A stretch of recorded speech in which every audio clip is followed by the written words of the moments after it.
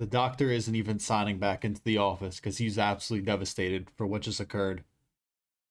We're going to do a UFC 322 recap, JDM versus Islam Makhachev. Islam obviously beats JDM 50-45. And it's really a shame that the last two fights ended that way because this card was fucking amazing. We started out with 3 insane early knockouts. BSD fucking killing Benil Dariush. Then a sick... Carlos Prates knocked out Leon Edwards, so I guess all is fine. And then fucking Sean Brady died against Michael Morales, but that was insane. So I'm not even mad, even though I picked Sean Brady. And overall, I did 9 for 14 on this card. Was it awful? No, but just the last two fights where I had to sit through 50 minutes of fighters sitting in half guard was absolutely despicable. You know, starting off with this main event, which I told all my boys who didn't even really watch UFC or were real casuals that this is going to be a generational fight and one of the best we've ever seen. And it was absolutely the complete opposite. Islam Makhachev absolutely dominates JDM. You know, on the feet, JDM, did he have some moments? Maybe, like where he got a little bit of fucking, you know, some shit going in the pocket where he would land some strikes. Fuck me. I can't even speak because I'm just that upset and want to kill myself. But Islam Makhachev was spamming those calf kicks. He was really beating that calf kick up. Joe Rogan was creaming himself seeing that. And, you know, he was landing takedowns in the center of the octagon, which we knew coming into the fight was JDM's weakness in terms of his takedown defense was going to be in the center of the octagon. And I said, Islam, he's going to shoot in the center of the octagon. It'll just be interesting to see. Can he get JDM down? Because we saw him struggle against Dustin Poirier in that aspect and against Volk, and he was able to do it consistently. On the ground, was he throwing up Darce chokes? Yeah, but I'll give credit to JDM. You know, the one positive thing I could say is he was surviving down there, and you know, you could clearly tell him and Craig Jones and his team did a good job in terms of defense against like the signature Islam, you know, submissions where he was defending the Kimura well, specifically the Darce choke. I mean, Islam really couldn't get close to anything in that regard. Also, like when he took his back, did a good job of isolating hands, making sure that rear naked didn't get in. It looked like this guy, he could have got submitted at any point. Maybe he just gives up because he looked like he was in pain. Like as the fight progressed, whether it was his shoulder, or maybe that leg was really just that beat up. But there was just nothing. And then there was like a moment in the second round where, you know, they're onto the fence, and this is where you're like, oh, this is like their best and their best. Like JDM, he's really good at his takedown defense against the fence, and Islam's really good with his trips and getting you to the fence through the clinch. And that's what happened. He trips down, or maybe no, he didn't trip down. JDM tried to trip him down with like, what is it, a wizard, whatever the fuck it's called. And then he was stupid because then he ended up getting put down on bottom position, and then Islam was able to hold him down there. Just bad move. It was self-inflicted. Islam was landing some elbows, but it really wasn't that much. He kind of brought Jack more towards the center. Round 3, you know, continuing with those calf kicks. This is kind of when I thought JDM had a shot. Like he was getting scrappy in the pocket, but once he got taken down again, you knew it was over. And the thing was, from the first round on, like the first round happens and you watch JDM, you know, get controlled a lot. And I just felt, this felt so DDP Hamzat, you know, reminiscent in terms of how it was feeling. Listen, I'll say this fight was better than DDP Hamzat. You know, Hamzat wasn't throwing up any fucking submissions. I know it says 0 sub attempts, but there was nothing, there was no risk. He just sat in the crucifix the whole time. At least Islam was trying to get Darce chokes. It was just good defense from JDM. But it was like one round, you know, goes by and you're like, all right, Jack, you got 4 more rounds to get after it. The second round goes by and deep down, I'm telling myself, like, this was exactly what I said about, you know, Drickus against fucking Hamzat. It's like, it's only 2 rounds. All you need is, you know, 1 punch. And that never came for him. I think JDM looked fucking broken. He looked like the soul was ripped out of him. He looked like he was crying at a certain point. Like, I actually felt bad for him because Islam was just absolutely mauling him and just tiring this dude out. And credit to Islam, you know, I said, you know, what is he going to look like at 170 when he faces, you know, a real guy that's actually his size, if not bigger? And guess what? He fucking stepped up and showed that, you know, he is a welterweight and that he's going to be a force in the division for as long as he wants to. I don't really think anybody's beating this guy. It was just sad. There was a point in the 5th round where I actually thought he was going to get that Darson and submit him. Credit to Jack. He, like, slipped out. But, man, there's just not much to say. It was upsetting to see something like this. Even if you're an Islam fan, because I'm sure some people comment on here, you couldn't have watched that and been like, wow, that was really fun to watch. And I like Islam. You know, I've made that clear on this channel, even leading up, picking JDM. But that was not entertaining, and he's had plenty of entertaining fights. And also, how good is Volk, bro? Because him being a featherweight and fighting technically, I would say, a true welterweight, Even though you could say Islam was dehydrated, this guy's been dehydrated. You know, this guy, who the fuck cares, bro? I don't really give a fuck if he was dehydrated. Volk in that first fight, the fact that he, you know, almost beat this dude is impressive. Even Dustin Poirier surviving as long as he did is impressive. Just upsetting because I really hyped this up. And the co-main was also awful. Like, I'll talk about that for a little bit. But no, the thing is, you're going to hear these Dagestani losers. They're going to come on here and say, man, JDM fucking sucked. Guy shouldn't have been champion in the first place. Like, nobody else is doing that to JDM at fucking, at welterweight in the UFC. Nobody else is doing that in the grappling game. Like, maybe some idiot will come on here and say, well, it's Sean Brady. Sean Brady's not doing that shit. And I know Michael Morales is a freak and fucking put him out. We'll talk about that more. Sean Brady, as good of a grappler as he is, he's not doing that to Jack. It just fucking sucks because you're going to hear that. Just nobody's beating Islam. That's kind of what I've got to. If Ilya fights this dude at 170, Ilya's getting murked. They're going to give him Kamaru Usman because the fucking camera kept fucking pointing to Kamaru Usman. It would cut to Kamaru Usman, then you go to Prates, then go to Michael Morales, whoever else was in the fucking crowd. The fact that this camera kept pointing to Kamaru Usman, why on God's green earth is fucking Kamaru Usman getting... Jesus Christ, I'm fucking congested too. Getting a title shot. It makes zero fucking sense. Why the fuck would he get a title shot? Hold on, I'm gonna blow my nose real quick. Oh, fucking Kamaru Usman. It's got me fucking sick too. Hopefully you guys got a good fucking blow of my fucking ear. I just said fuck 8 times. But yeah, Kamaru Usman should never get a shot at this title. That would be ridiculous. You know, it's all Ali Abdulaziz pulling the fucking strings. It's ridiculous. I don't know what's next for Jack. I'll do a video on matchups to make after, but I'm honestly don't even want to think about that right now. Probably tomorrow I'll do that. Tomorrow in the middle of the day. But listen, Islam, double champ. You know, one of the GOATs. Maybe another, you know, maybe if he defends the belt once, he's the GOAT. I wouldn't argue that. He's just so good. Nobody's beating this dude. I'm going to push a Michael Morales can beat this guy agenda, but I don't know if Michael Morales is ever going to get the chance. So whatever, good win for fucking Islam. Jack, he really needed a Leon Rocky Edwards speech in that 5th if he wanted any chance to survive. Just his spirit got broken. I feel bad for him. Jack, we will be back. You're going to get this belt back once Islam retires in, you know, a year or whatever. But whatever. I'm just so sad. Sorry if that wasn't super energetic, but I really wanted Jack to win, and just the fight was so anticlimactic. Even if Islam, I didn't really care if Islam won. Like, don't get me wrong, but if the fight was significantly more exciting, then like I don't know. It just was so boring. It was just brutal, and it was like a slow death. Like, it literally was just DDP Hamzat, but with some submissions thrown up. Anyway, moving on to an equally as shit fight. This was more DDP Hamzat in my opinion because Shevchenko did absolutely nothing. And you could tell who was the true flyweight in this fight and then who was the fucking strawweight. They were dancing at range early. You know, Valentina landed some nice kicks to the body. Wei Li ran into her, and then she got kneed in the fucking body. She got stuck on the ground. Pretty much this fight can be summed up as Valentina Shevchenko sat in half guard for the entire fight and smudged Zhang Weili, and I felt bad for her because there was a point where she got stuck in the crucifix. There was like no moments for Zhang Weili to land literally anything, and this fight was so boring. And Valentina Shevchenko, this is what I've been saying recently, she's just been boring. She's killing her legacy with how boring she's been.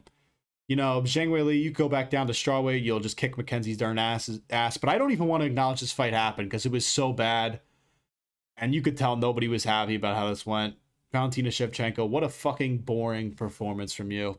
This is honestly why, you know, leading up to this fight, I was like, wow, this is the best women's MMA fight ever. I don't think I'm ever getting hyped up for a women's MMA matchup. And I don't care if that sounds sexist. You know, maybe I'll actually be excited when Kayla Harrison fights because she's kind of like, she's a real mauler. Like, that Nunez fight will be good. But I'm never getting excited again. This shit was absolutely awful. There were better women's fights on this card, you know. Whatever, Fatima Kline, she fucking was boxing Angela Hill's head off. And fucking Tracy Cortez Blanchfield was a great fight too. Like, we got to finish there. So like, there were better fights. Not that these women's fights are incapable of being fun, but it's like, I'm not getting hyped up. The UFC can't put these chicks in co-main anymore. And I feel bad for Zhang Weili because I like her. And I partially blame her a little bit because, man, she just couldn't get up. I don't know what she was training. You know, she couldn't get up at all after she got taken down. She got taken down so easily, stuffed one takedown, couldn't do anything on the feet. You know, I thought the funny thing was the first 2 rounds I'd characterize as Valentina Shevchenko just smudging Zhang Weili.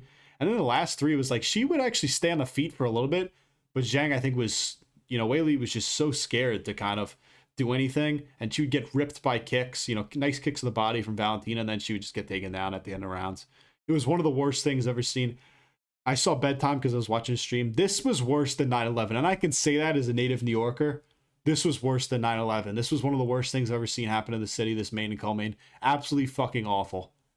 Just, this fight sucked. But let's actually talk about fights that were fun, because maybe I'll cheer up the mood a little bit. And I picked Sean Brady. Hand up, I picked Sean Brady for this fight.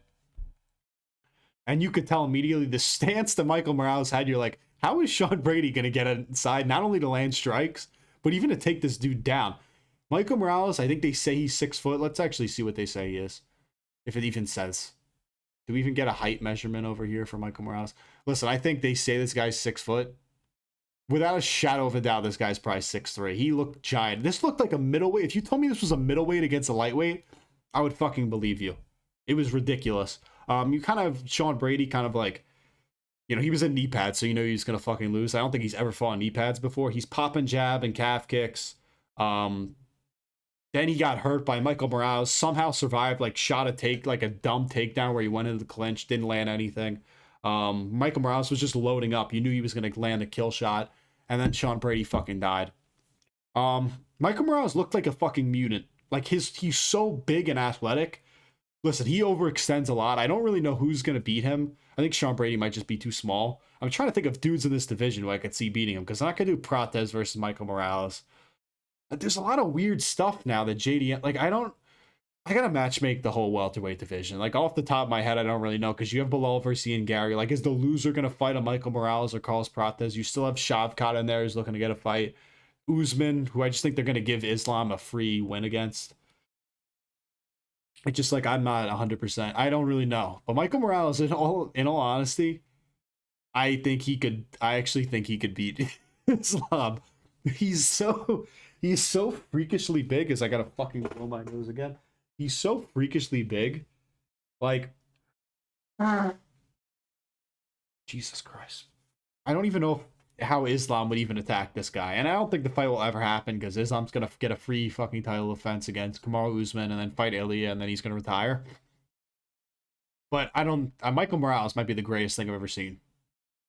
And I don't blame myself for taking the Sean Brady pick, because I kind of just figured this fight was either going to go one of two ways. Sean Brady just smudges Michael Morales in the grappling, or Michael Morales gets a sick finish in the first round. And they went the other way.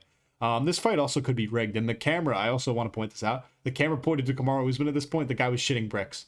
Kamaru Usman is like, thank God I'm not fighting this dude. If they gave Michael Morales to Kamaru Usman would legitimately retire before stepping into the octagon. He would like step in.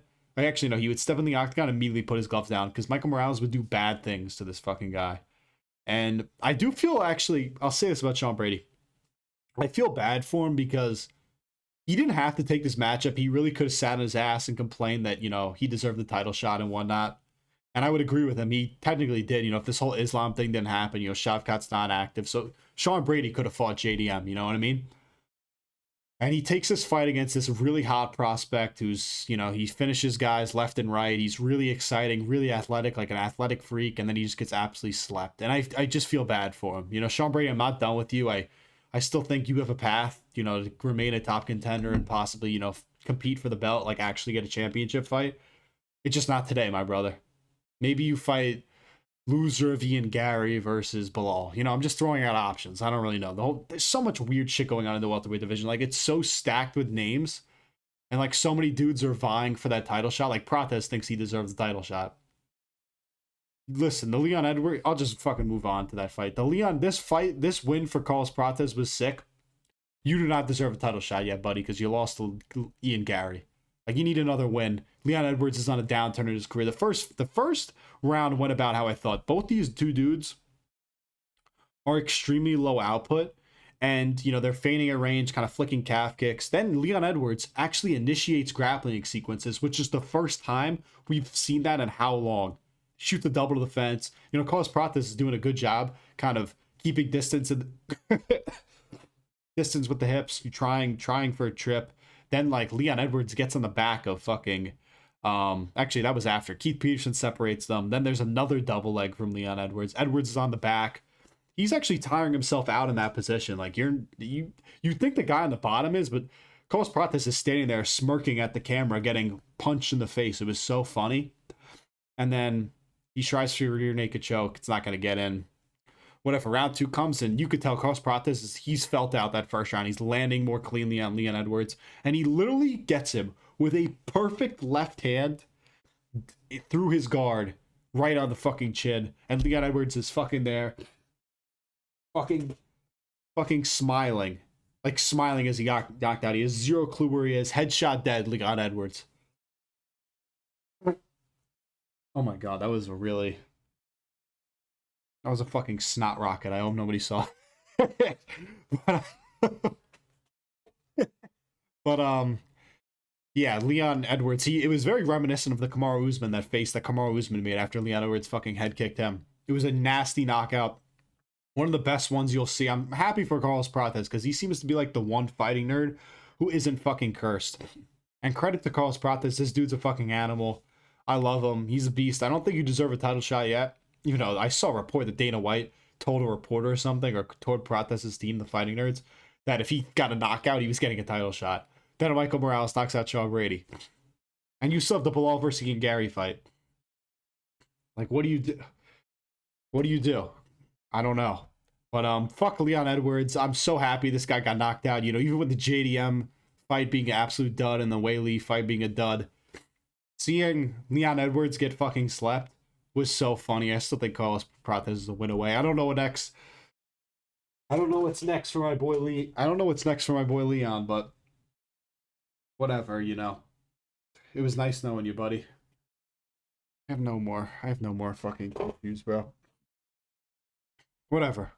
Moving down to the opener of the main card, we have Beneil Dariush versus BSD.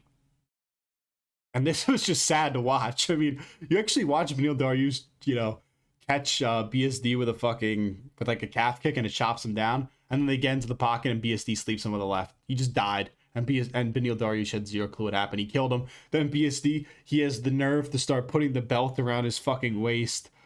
It was so funny. Happy for BSD, you know, what a blockhead this guy is. I don't particularly like him, but Beneil Dariush, you gotta retire, buddy. You gotta retire, kid, because it's over for you. I don't know what's next for you. BSD is on a nice run right now. Listen, he hasn't fought a dude that I think legitimately has skill. Like, you know, not legitimately has skill. That was a dumb statement, but Beneil Dariush, you know, he's old as shit. His chin's gone. Mauricio Huffy, just didn't know what the fuck he was doing in that fight, and has zero grappling whatsoever. And then Prepelec, you know, he gave a fun fight to Drew Dober. Like, when he fights a real dude at lightweight, then I can buy into the BSD hype. But either way, sick fucking knockout, and it was so funny to watch. I freaked out. Good for Benoit Saint Denis. Actually got this pick right. I said second round knockout for him. He got it in the first. Moving on to the prelims, Bo Nickal. Bo Nickal nearly got a finish in the first fucking round of this. He was really, you know, lands a nice takedown, got to the body lock for a finish. You know, takes him down. You know, is trying to land ground and pound on the fence of Rodolfo Viera, and some refs I bet would have called it off. And he also was landing some knees and elbows too. They get off the fence. Viera looks for a takedown. Bo Nickal like had a guillotine in for a little bit. Then Rodolfo Viera got out. He looked good, and I think Hamza Chimaev was shitting bricks watching this fight because Bo Nickal was looking fucking slick. And, you know, I don't think he particularly looked great on the feet in that first round, but it was a nice round. Second round, he's still piecing up with that, you know, shitty jab and overhand that he has. But, and then he also threw a kick and slipped in this round. And he also had a nice sprawl when Rodolfo Viera shot a takedown in this round. And, oh, actually, I'll mention this at the end. Then third round comes around, he lands a fucking head kick KO. Leon Edwards-esque.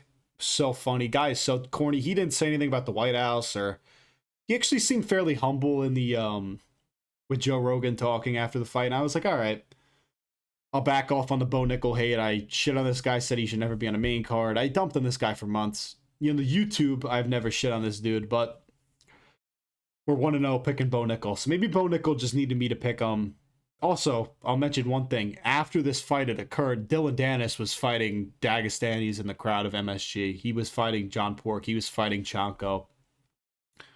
Dylan Dennis versus Dagestanis too. And he's 0-2 against Dagestanis. He's a bum looking for attention. He fucking sucks. Whatever. Good win for Bo Nickal. Susurkaev called this dude out. I don't know if Bo Nickal would fight that, but he actually might beat Susurkaev. And I'll go into his fight, later. But good win for Bo Nickal. Sick head kick. That was a really sick finish. And Rodolfo Viera absolutely sucks. So I'm not going to overrate this win too much, but a good win for Bo Nickal. And I'm sure all the Penn State, pedophiles and predators are happy. But moving on to a fight that actually was fairly entertaining. Roman Kopylov versus RoboCop. This went about how I predicted it to go. Roman Kopylov didn't put the pressure on or advance at all on RoboCop in this fight. And RoboCop was just landing so much cleaner. I mean, this dude is literally a human embodiment of a steroid. The first round, they were kind of feeling each other out. You could tell RoboCop was he was fucking loading up that right hand. He wanted to bomb this dude with an overhand. He was trying for takedowns in this fight, and Kopylov has great takedown defense. He stuffed a bunch of them. Then there were some nice inside leg kicks from RoboCop and nice knees to the body. There was a point where Roman Kopylov had a nice reversal, kind of like a judo throw on RoboCop in that first round. There was a nice up kick from him. He did have a couple nice kicks to the head. I mean, none of them really landed cleanly through the guard, but they were nice. Although RoboCop took that first round. Second round, there was a moment where there was a takedown landed and RoboCop kind of tried to get a leg lock on him, which was pretty funny. And the whole fight, he was just waiting to bomb this overhand. He was piecing up with the jab, piecing up with the right. I give credit to Kopylov. He has a good chin. Was bleeding in this fight, but managed to stay in it. Third round, Kopylov actually wobbled Gregory Rodrigues with I think it was a punch or maybe a kick. But Rodrigues was still doing a good job he was staying active enough, even though I think he was slightly a bit gassed down that third round. And there was also a moment where he feinted a flying knee, which was pretty funny. And I'll give credit to Roman Kopylov. He survived, but RoboCop was just so much more active. He put the pressure on. We knew this was how Kopylov was going to lose. I just figured he would be able to chin him. Credit to Kopylov. He looks like he's 20, but I think he's actually 34. And Gregory, RoboCop, Obama, Rodrigues, good win for him. I wish he got a finish, but this guy's fucking hard to beat. He is chinny, in terms of if he fights a dude who actually can put pressure on him, he'll probably lose. But listen, if you're outside the middleweight rankings, just outside or the bottom half of the rankings, this dude will fucking kill you. Roman Dolidze would get absolutely destroyed by RoboCop. In all seriousness, it would be ugly. And I would love to see that matchup. I want to see RoboCop get a ranked guy, because Kopylov's right outside the rankings. It seemed fair. Moving down the card, this was a pretty fun fight though. First round was these two, Aaron Blanchfield and Tracy Cortez, just trading punches, which I didn't understand. Blanchfield just not shooting for takedowns early. And, it was semi-interesting to watch them trade shots, but I didn't really care about this because I knew after this the card was going to get a lot better. Blanchfield got some control on the fence. Even Tracy Cortez, I think, landed a takedown. And then there was a point where the screen literally blacked out because nobody wanted to watch this fight. And then, Blanchfield gets a takedown, had an arm triangle in on Tracy Cortez, then took down Tracy Cortez again and subbed her with a rear naked choke. Tracy Cortez, you're not a serious fighter with those eyelashes. Please just leave the UFC. I have zero clue why you're so beautiful and yet you stay fighting in the UFC. It makes zero sense. You need to get, go be an actress or something, or maybe another kind of job on camera. I'm not going to say it though. Moving on to the opener of the prelims, Malcolm Wellmaker versus Ethan Ewing. What a fucking fight. And listen, I disrespected Ethan Ewing by picking against him. Look at this mogger of Ethan Ewing, bro. Does he even have a profile yet? Yeah, real mogger over here. He's a fucking shadowy black figure. He's your fucking sleep paralysis demon, according to the UFC website. But Drew Dober body, handsome Squidward. He absolutely mogged Malcolm Wellmaker. Malcolm Wellmaker, he's a good-looking dude. He's a good-looking African American. He's one of the good ones. Malcolm Wellmaker, hard worker. No nonsense. Keith Peterson was in the ring. These two, and I'll say this about Ethan Ewing. Fuck all this other shit I was writing. The difference in this fight was he had really good footwork. He knew how to roll with the punches. Like, even if Malcolm Wellmaker landed a big right or a shot on him, Ethan Ewing just is kind of a blockhead and was able to roll with the punches really well. Really technical level striking and great footwork throughout. You know, he really just did a nice job in this fight. Landed takedowns also. And I feel like some people are saying Malcolm Wellmaker got fraud checked here, and you know, he wasn't preparing for an Ethan Ewing on whatever 2 days notice, but then you also could say vice versa. It's like Ethan Ewing cut the weight, not a crazy weight cut because it was a featherweight fight and both these guys are bantamweights. But he showed up on Madison Square Garden against a really dangerous prospect and looked really good. Like, he had moments where he probably could have finished Malcolm Wellmaker. And Malcolm Wellmaker, he was really getting outside of, his base and swinging a lot more wildly. Ethan Ewing just stayed really composed throughout the entire fight, was throwing really nice combos. Again, Wellmaker, I say, he was ripping shots to the body along with the head. Like, there were moments where he probably could have finished him, but the extended combos for Ethan Ewing were just, that was what was really working for him. And to step in on short notice and beat a guy like Malcolm Wellmaker is super impressive. And I have all the respect to him. I'm going to glaze Ethan Ewing. He's one of my new dudes at bantamweight now. I don't really care. And he was definitely, listen, if he wasn't in Madison Square Garden, I don't think he wins this. Patrick Ewing, because that's his uncle, I don't know if you guys know, gave him powers for this fight from the grave and boosted Ethan Ewing to the win. Just great win for him. Also seems like a chill-ass dude. So good win for Ethan Ewing. Definitely going to be watching him as a bantamweight prospect. Moving on to the feature fight of the early prelims. This one about exactly how it went. And I think Kyle Daukaus was actually betting on this fight because he finished GM3 without GM3 throwing a punch. It says GM3 through 2 strikes. I don't even believe that's true. This guy landed a fucking left or right, piece him up, and he's just fucking out. And then he just lands in a Darce choke when I think GM3 might have already been out and Herb Dean didn't even realize it, or whoever was the ref. And it was sad because GM3 used to be kind of one of those dudes who would fraud check all these prospects, but those days are gone. Kyle Daukaus is going to be that guy now, and he's on a great run. I know GM3 sucks, and he beat Michel Pereira, who's also pretty flawed, but just sick finish, and just sad to see. GM3 also walked out the cream by Wu-Tang Clan, and I was just like, fuck, this sucks. He's such a cool-ass looking dude, but he looks so old. Again, if you were picking this dude to win, which really nobody did, but if you were, like, he looked like shit against Mikhail Olszewski. Like, how is he going to look less old against Kyle Daukaus? Credit to Kyle Daukaus. Good fucking win for the guy. He has a really interesting looking build over there. But, nobody, I don't even think Kyle Daukaus had to break a sweat. Good win for him. Happy for him. Opened up a gym in Pennsylvania. Maybe I'll go check it out one day. This fight absolutely sucked. Pat Sabatini versus Chepe Mariscal. I had Chepe Mariscal winning. The Sabatini, moral of the story was, just landed a bunch of takedowns. I thought Chepe Mariscal did a good job, like, sprawling and, like, getting out of there. But, and the moral of the story was fucking, moral of the story was just control time. I thought Chepe did decent jobs, like, reversing and avoiding submissions on the ground. And he had a nice head kick in that first round that cut Sabatini open. I was like, oh, shit, that could literally be the difference in this fight if it goes to the decision, or when it goes to the decision. But credit to Sabatini, just really boring. Again, Wish.com, Sean Brady, where he's just taking these dudes around. They had some fun scrambling sequences in that second, but just overall pretty boring. Sabatini was bleeding a lot, but who does this to Chepe Mariscal? What a win for Pat Sabatini. Just credit to him. Saw some people on Twitter saying, man, didn't we try and get rid of this fucking control time? Sorry if I sound so congested. I can't blow my nose. Fucking control time BS. Yeah, but, like, what are you going to do? It wasn't like Mariscal outside of that first round. He wasn't leaning a ton, like, landing a ton cleanly, even though he was bleeding a lot. Whatever.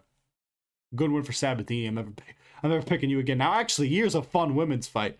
Angela Hill versus Fatima Kline. Fatima Kline, that's my girl at strawweight now. She was New Yorker, too. I think she's from, like, outside of Poughkeepsie. Landing clean really throughout this fight. I thought she was going to finish Angela Hill, who's a blockhead, about a million times.